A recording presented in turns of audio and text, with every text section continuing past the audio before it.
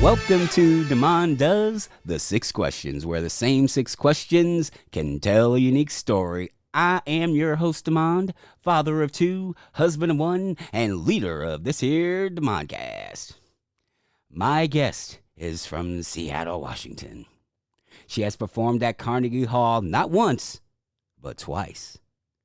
Please welcome Twitch streamer and creator and showrunner of the Pactless Patrons web series, Riley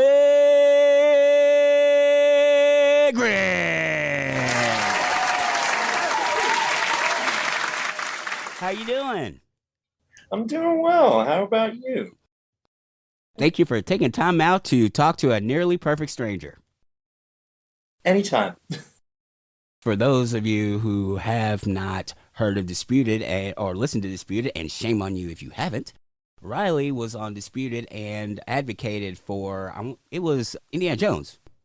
Yeah, that's correct. I was on Indies advocacy, which was quite the preparation to do that for, honestly. Especially with that second movie and that last movie. Whoo, boy. Yeah. Oh, my goodness. And to your credit, you've referenced Indiana Jones and the Crystal Skull, I want to say 3 times in that episode. So that was impressive. That is an impressive feat. That shows the dedication of your skills. So I appreciate that too. Thank you. I really tried my best with that one.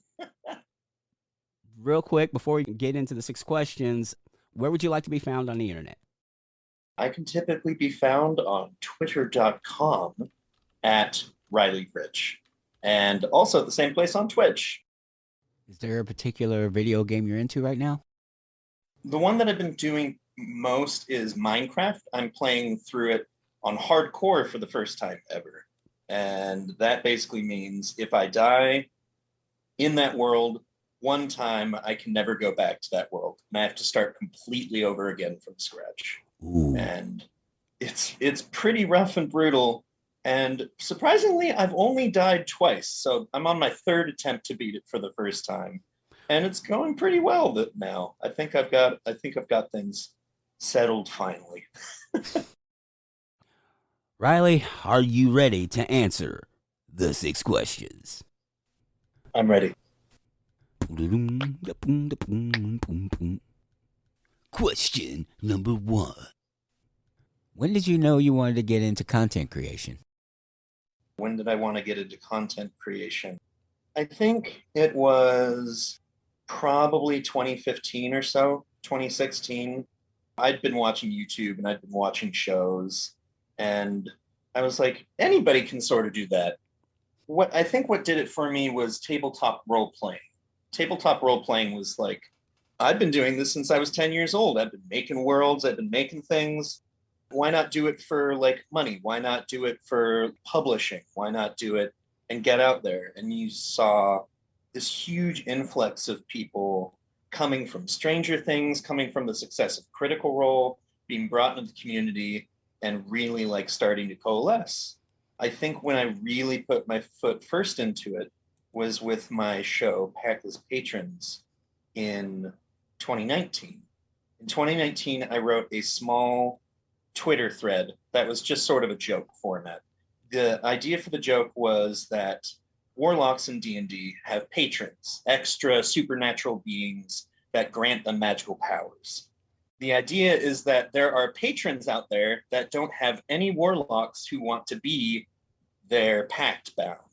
So it's a support group for pactless patrons. I just did a big long Twitter thread of like making up characters and like having them interact, and it got a load of traction. And I went over and once it started getting traction, people started to saying, is this going to be a thing? Is this like anything? Do you have any plans for this? And I was like, maybe I should have plans for this. And so I contacted an illustrator friend because the initial idea was to turn it into a webcomic. And I was like, webcomic's easy. I've got the script. I just need somebody who can draw. And so I contacted an illustrator friend of mine. And I was like, hey, what do you think about like doing this as like webcomic? And she was like, yeah, that'd be great. I think this is a great concept. And then I got contacted by somebody else, wonderful woman by the name of Angela, who was like, hi, I'm in charge of like a voice podcasting group who would love to do a read of your thing and have it be like a show. And I was like, now wait a second, hold on. I've got illustration over here, and suddenly I've got voice acting over here. Why not make the two mix? And so we worked together. We put together a whole Kickstarter, and we funded on Kickstarter and got $8,000 to help get it jump started. We are over halfway through the process of getting it out. I know the pandemic sort of kicked our butts a little bit on getting it, published on time and everything, but we're still finishing production. We have all the voice acting recorded. We did a huge audition process with hundreds and hundreds of auditions that I sifted through with Angela, and we have an amazing cast. They're all great voice actors, and still working on getting it out. But we have a mantra with it. We are making a show. And at first the mantra was like, hey, we get to make this thing. It gets to come out of nowhere and like be ours. And now it's like, you know what? 2020 threw us into a pandemic. Everyone's lives got shunted aside. We are making a show despite that, in spite of it. We are going to get this thing made. And yeah, I think 2019 was the real catalyst for me to start putting myself out there and do content creation. Yeah. That is dope. That's awesome. I was hoping you'd get into it because that is really, really cool. Yeah, it is really cool. And it's also sort of like that very like thing of you can make anything happen if you sort of just want it to and push hard enough and like put yourself into it. It's been really nice.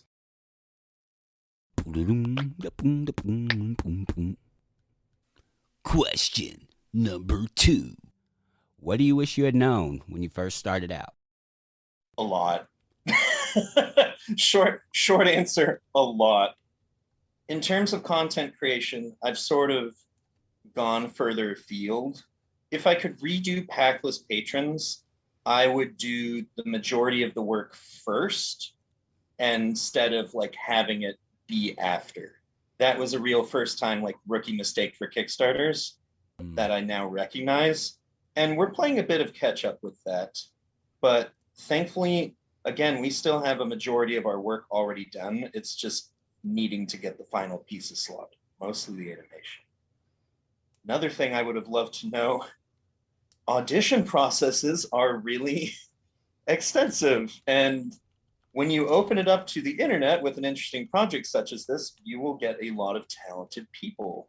And I learned how to listen for it. Angela was a huge help with that audition process. What else did you learn? Learning how to put together an audition a little bit better. And maybe, I mean, on the one hand, it was good. We cast our net so far afield and got so much, like, we had like legitimately like over 300 auditions that we sifted through. It was a heck of a week when Angela and I went through those and nulled them down. Knowing that process beforehand would have given me a little easier time, but at least I know it now. Audio. I've learned so much about audio and audio levels and how to set up a good sound space, and I'm still improving my own space and like trying to get that better. But even with Twitch, it's like you got to pay attention to your audio levels. They can sneak up on you or slip away at a moment's notice, and it's like that's a huge thing that you got to pay attention to. And just learning more about that has been an uphill battle, but it's been a fun climb. Other things I wish I knew. I think what I would have liked to have known when I started, conceptually that creating things and putting yourself out there and like making content is hard and will take a toll. But goddamn, you don't know it until you've like felt it. Twitch takes a lot. Like content creation takes a lot. Putting yourself out there on your own time, essentially freelancing without a boss. You're your own boss, which is one, liberating, but two, you got to like put that under control. Yeah, that would have been a nice thing to know prior to that. And again, these are things that sort of just come with experience, I think. Those would have been nice to know a little more understandably firsthand. But, you know, every new thing that you jump into has its own things like that. You know what I mean? Unforeseen challenges pop up. Yeah. Yeah, Yep. that is exactly what goes on this side of the microphone as well. I figured you could relate. Yeah. But I get to talk to nerdy people all the time. It's great. There you go. There you go. It has its big upsides.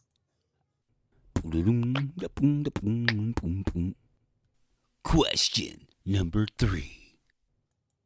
What's your go-to order at your favorite hometown restaurant?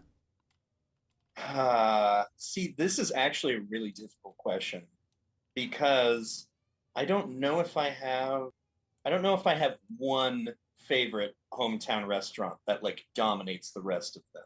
Okay. But I do have a couple, and I do know exactly what I get from each of them.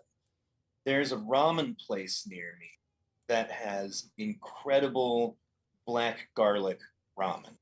And getting that is just a tasty treat. I don't know if you've ever had black garlic before, but it's all the goodness of garlic, except it's become a little fermented. So it has that extra like umami flavor to it that just gives it like a spicy little kick. Black garlic is fantastic stuff.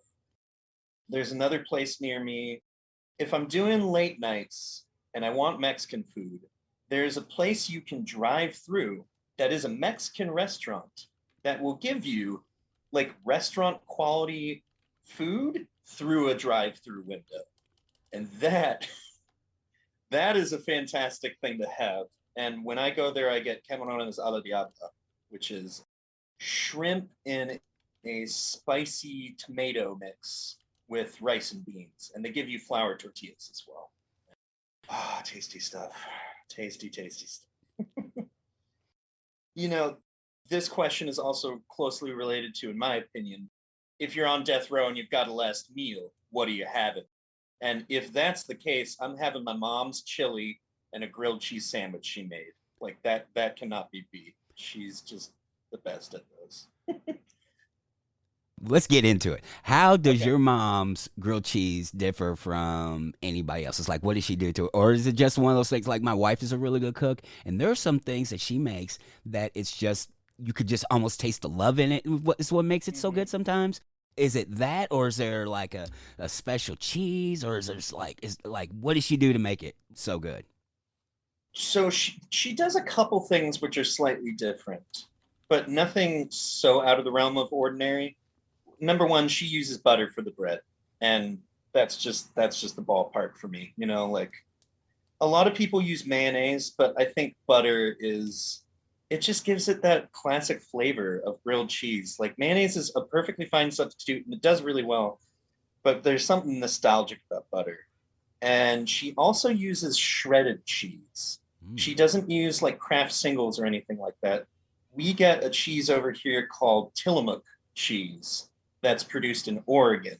That is some of the best cheese that you can get in America, like hands down. Tillamook cheese is amazing. So she gets Tillamook sharp cheddar and she puts it on the bread.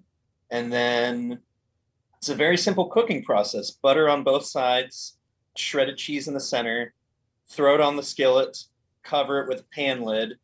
When it's ready, flip it over. That's the whole thing. But it's definitely got the element of love to it as well. Like grilled cheese is a comfort food. Grilled cheese is what you get on like a snow day or when you're home feeling like sick a little bit. And so like it's not an everyday thing. And so when she makes you a grilled cheese, that she's making you the extra mom love and going that extra mile with it too. So yeah, it definitely has that factor as well. Man, that sounds good. That sounds so I know. good. Now I want a grilled cheese.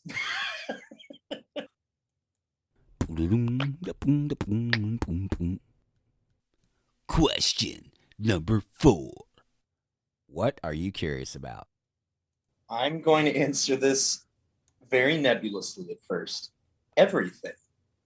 When I went to college, I originally went to college and thought I would either get a political science degree or a creative writing degree. So I went for poli-sci first, got a hugely conservative teacher who was super into Reaganomics. And I was like, nah, pass. Not going to do this with this faculty. And then I tried to get into a creative writing class, but it was full. So sophomore year came around. They were like, hey, you don't have a major. You have to pick a major. You can't just keep going here without like a focus. There's a deadline and it is today. You got to decide. And I was like, crap, what do I do that's going to allow me to graduate on time, that I can get the credits for? Like, what do I do? So I looked through the list and there was philosophy. And it was like 9 credits, easy enough to fill out. I can do this by the time I graduate as a senior. So boom, I became a philosophy major overnight. And in hindsight, that was probably the best decision I've made. One of the best decisions I've made in my life. Because whereas there's a lot of other majors that sort of like pump themselves up a bit, and you're like, if you take this class, it'll do so much amazing stuff and you can go down these career paths, like all that, like sales points. I walked into my philosophy counselor's room and I was like, so like, what is the best thing about a philosophy degree? Like, what can it do for me? I had that mindset. They're like, you know how all these other degrees like have these tracks? And I was like, yeah, for sure. They're like, we are the only degree that knows we're fully bullshit and that every other degree is bullshit. And that's what makes us better. And I was like, not exactly the answer I was expecting to get. When you get into philosophy, you start like understanding that a little bit better. There's this sense of, as humans, we really don't know anything. We know some things for certain. We know how gravity works. Generally, I put an asterisk on that because if you start thinking about gravity and like actually investigating how gravity works, it's an unknowable force that comes from somewhere that might have quantum implications. Once you start questioning things, you start realizing how little we know. And it gets you curious. It sparks that whole thing. And so philosophy for me is a degree in questioning. It gives you the apparatus to be curious and the apparatus to investigate the world around you and be curious and learn how to be curious in constructive ways and how to. I had a class that was called Language, Truth, and Reality. And my teacher one day came in and was like, describe a cat as concisely as you can without using the word cat and without making a mistake and relating it to something else. So for instance, if we said furry 4-footed animal, that could be mistaken as a dog, right? So like she challenged us to describe a cat without using that and mistaking it for something else. And it's like suddenly you get into the understanding that words are really important. And if you don't have a word for something, you don't have a conception of that thing. That class was fantastic and really pushed me to think about how language is used and like what truth is. For instance, there's a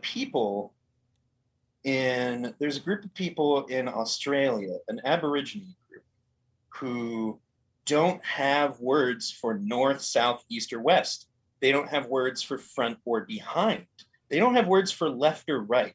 Their entire language is focused around person to point perception.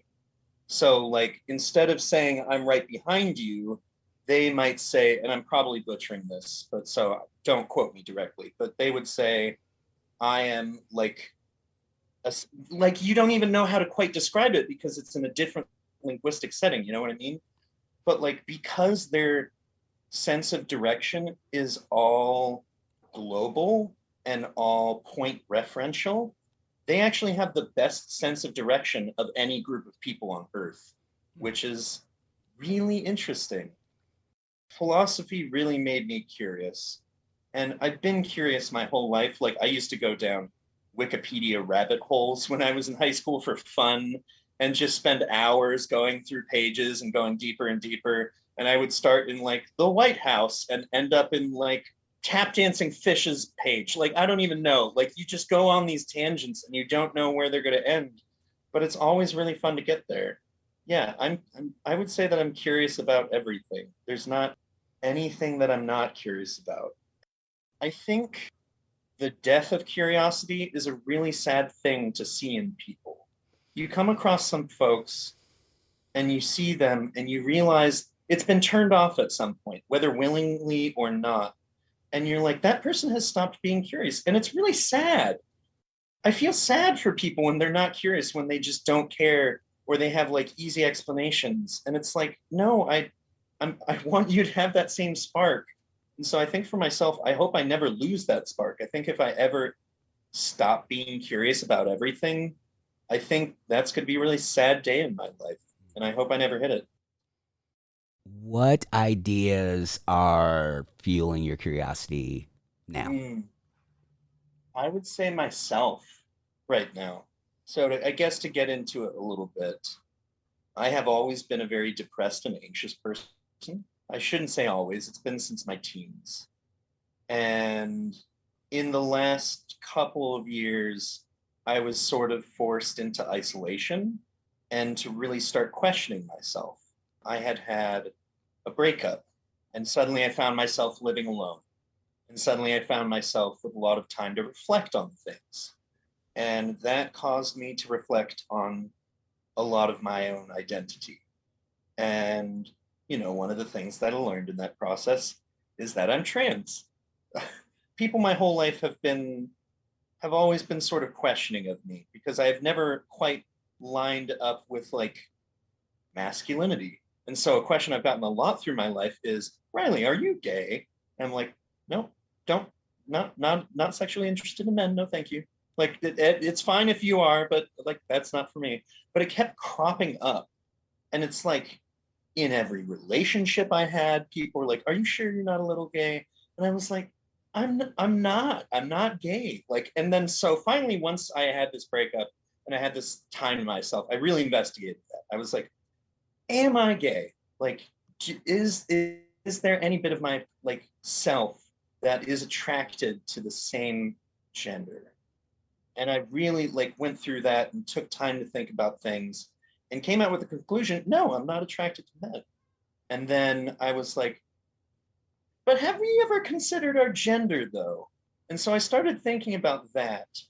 And it's the domino effect. It's like once you start realizing that one thing, the rest of them fall. It's like, why have I always thought about what it would be like to be a woman? And why do I often think about that like daily? Why is that a daydream of mine? And why do I always play female characters in video games or tabletop role-playing games? And why do, oh, right. Got it. Ah. And so a couple years ago, I came out as trans. Originally, it was agender, but now I'm trans femme. And when I came out last year, it was kind of funny because when I thought I was agender and not having any sort of gender, I was like, man, this really is a weird place for my sexuality. Like, I don't know if I'm straight. I don't know what that means for like, it's very odd. And then I was like, huh, I'm trans femme. Wait, I'm gay. They were right.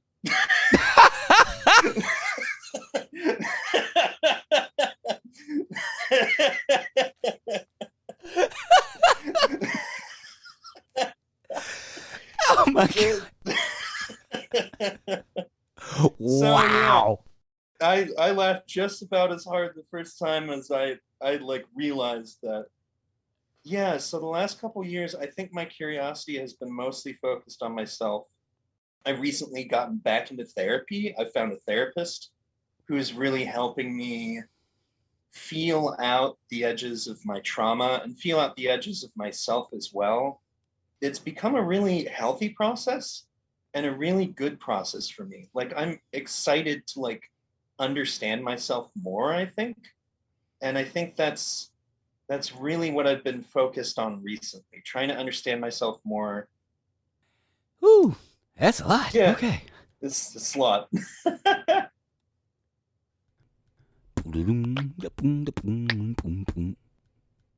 Question number 5.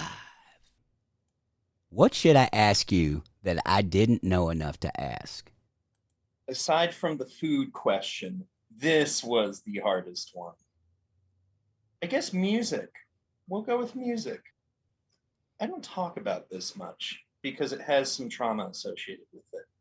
However, since I was in kindergarten, I have been a musician. I went to a school that was sort of a magnet school for the arts and sciences. And I learned how to tap dance when I was in kindergarten. I learned how to sing and act. And by first grade, I was auditioned into a regional choir and performing with them. And by 7th grade, I was playing the euphonium and eventually the tuba. So I played the tuba. And I learned how to play the trombone, and I played bass trombone in jazz band. And that was one of the times that we went to Carnegie and the Lincoln Jazz Center. My jazz band in high school got the opportunity to go to the Lincoln Jazz Center, and we got to play with Wynton Marsalis, and he is the trumpet player right now. He's got like 9 Grammys. He's a huge jazz musician. I don't even remember how we got this opportunity to do so, but we got to come over and essentially do a little concert with him. When we were in practice, I just started the bass trombone and I was not exactly the best. And he was going around and asking people to like do solos. And he asked me, and it's the worst music I've ever played in my life. And it was so embarrassing. It was so embarrassing. And he was really encouraging. Like, he was really encouraging and like gave me some pointers and stuff. I've done music since I was a kid. I was in choir from first grade all through college. I competed in state competitions and won them. I was in regional choirs, like the All Northwest choirs. Part of what I got to help me get through college was a music scholarship. I have a vocal minor, and I have a minor in vocal performance that helped pay part of my tuition. Singing and music has been an extraordinary part of my life. I got to tour Europe with Mozart's 250th birthday choir and sing in like Salzburg and Vienna and Budapest and like do all these concert series. Music has been an incredible part of my life for a vast majority of it. I think I have enough distance from it now to start wanting to get back into it. Because part of what was sad for me was I just got so burned out, like auditioning for choirs and having conductors who would never favor me, knowing I had talent and getting passed over because I wasn't a music major, just all of this trauma that built up and made me not want to do choir, like made me not do choir after college and not get involved. And I think I've had the time and distance now to get away from that, to want to do musical things again, want to get involved with that sort of stuff. But yeah, music has been an extraordinary passion for most of my life. If there's one thing you should have asked me that you didn't know about, I think it would be that, because not many people do, I guess. Mentioned on here, this actually, I actually cribbed it from the Disputed intro, that you played Carnegie twice. Mm-hmm. So what was the other one? The other one was with choir. We got to go there. What did we do there? I think it was the Kroningsmesse, Mozart's Kroningsmesse. I think we performed there. It was our choir, and we did a small concert with that because we'd gotten back from performing in Europe. That's what it was, I think. Got to perform there. And whew, Carnegie is a beautiful hall to perform in, honestly. And it was really cool to get 2 chances to do that. it's one of those things that everybody jokes about. It's entered like the popular common lexicon. It's like, how do you get to Carnegie Hall? Practice, practice, practice. And it's just, to get to actually do it and to get to play there was really cool for me. Obviously, I wasn't a soloist or anything, but I was part of a choir and part of a band, and that was a really cool experience to have. Honestly, not my favorite concert that I've ever had. My favorite concert that I ever did was in the church in Budapest that was next to where the old castle was, overlooking the city on the hill. I can't remember the name of the church, but it was a beautiful Gothic church, like huge columns. Like when you think cathedral, this was this, you know what I mean? And we were no longer part of the main choir. Like the Mozart touring choir had been composed of several different choirs coming together into like an uber choir. And our choir had broken off, and we were now touring in Hungary. And we were performing at this church, this cathedral. The curator there was this guy who had a lot of high school choirs had been through there that summer. And we were sort of at the tail end of summer. So he was cantankerous, to say the least. We were asking questions. We were like, hey, can we stay a little bit after and like take a choir picture here? He was like, no, you have to leave. Very strict schedule. Like he spoke very broken English, but he was very clear. He was like, you need to be out of here by then. I'm closing and locking the doors. Like you have no opportunity to do it. And we were like, okay, well, we're going to do our concert and we're just going to have a good time. We were at the tail end of performing sort of at our peak. Like this was our last concert that we were giving for the summer. It was a private event. Like the public was welcome to come in and sort of mill, and people did, but this was really mostly just for us.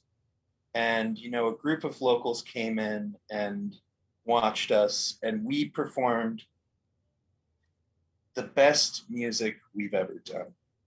It was a beautiful concert. We sang portions from the Kroningsmesse that we had been performing. We sang Eric Whitacre. We sang just beautifully. You know, we were filing out and we were like, we got to get out of here. This guy isn't going to let us stay. We'll go take the pictures outside. And he comes up to our choir director in tears and is like, stay as long as you want. He'd been crying in the first row, like half the concert, and he was just completely moved, even helped us take the picture.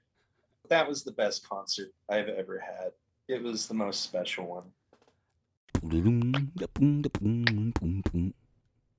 Question number 6. If you could create a new holiday, what would it commemorate? I got plenty of joke answers. Grilled Cheese Day, National Scotch Appreciation Month, things like that. But I think if I had to do anything, I would make a holiday that was like Christmas, but for summer. I was raised without religion. I was raised in an atheistic household, I guess. However, Christmas was our favorite holiday to celebrate. We have so many family traditions and so much surrounding Christmas that it just makes it the most wonderful time of the year for me. I love Christmas. The moment Thanksgiving is done, Mannheim Steamroller comes on, and I'm just listening to jingles and jams the entire time. I love the Christmas season, and it lifts my spirits so much. And so I think if I really wanted to create a holiday, I'd create something like that for the summer. And maybe for like the summer solstice, to really like commemorate, like, hey, we're here, we're outside. And I think actually this comes off kind of post-pandemic feelings as well, because one of the things we've really been robbed of is like gatherings and like get-togethers and celebrations and in-person stuff. I imagine when you went to Comic-Con, there was that sense of like the relief that you had. It's like, I'm back, like I'm here in this space. And I would want to do something like that for summer, like something that was really celebratory and that celebrated the outside, being together and having, and I mean, we sort of have that with the 4th of July, but I'm not exactly patriotic. So if we could sort of just take 4th of July and mesh it into this new thing, I'd be okay with that. You're into role playing, obviously, judging by the tattoos. Mhm. I have never GM'd. I've played some. Honestly, I've probably read more role playing books and more rule sets than I'd care to admit. And I've played some. Every time I've tried to GM, I've had almost full blown panic attacks trying to do this thing. Do you have any suggestions for an inexperienced GM? So GMing is something I'm extremely passionate about. I've been doing it since I was like 11.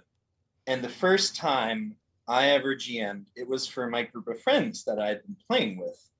And I had this adventure that I wanted to have them set out on an island and solve a mystery and like investigate a town and like do all of that stuff.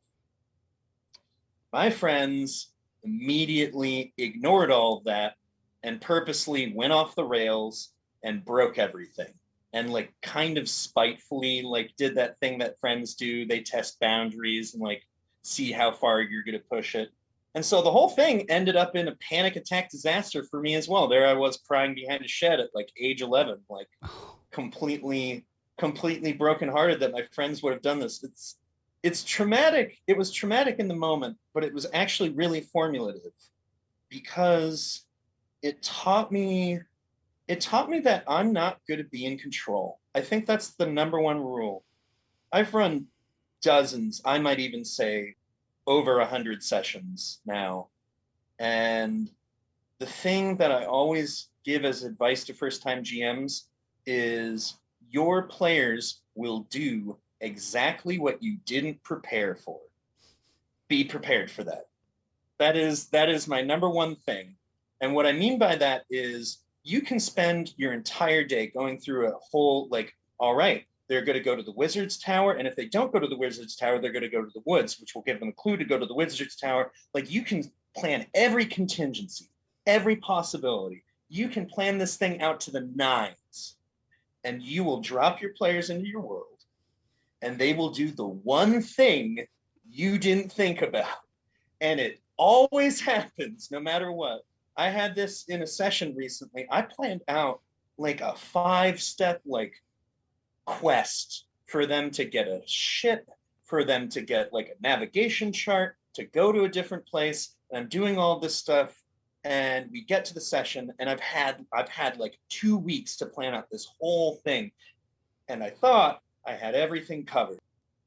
I get to the session, and the player's like, what if I just do this instead?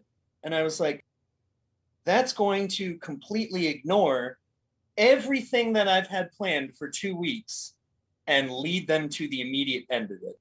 And I said, yeah, go ahead. And they had a blast. The second thing I would tell you is just like we have here today, you know, we're creating a space, we're creating a narrative and a dynamic. Let your players play the game they want to play. A lot of GMs think, oh, I got to create a world, I got to create a thing, like I got to do all this.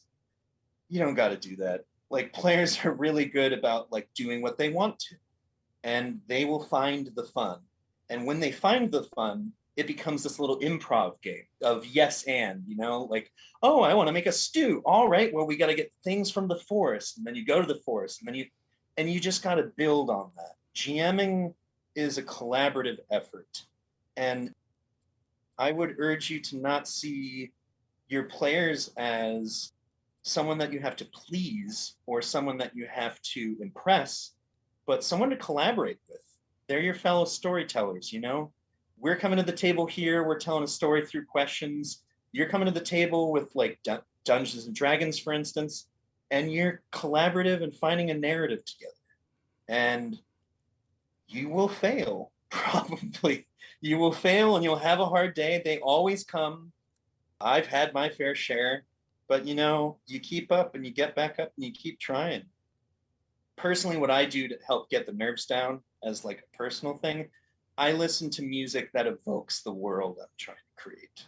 So the hour prior to the session, I'm just sitting there with a playlist that just immerses me down and that is calming as well. Or that really jazzes and pumps me up, like Pacific Rim soundtrack. I'm like, heck yeah, let's get some kaiju.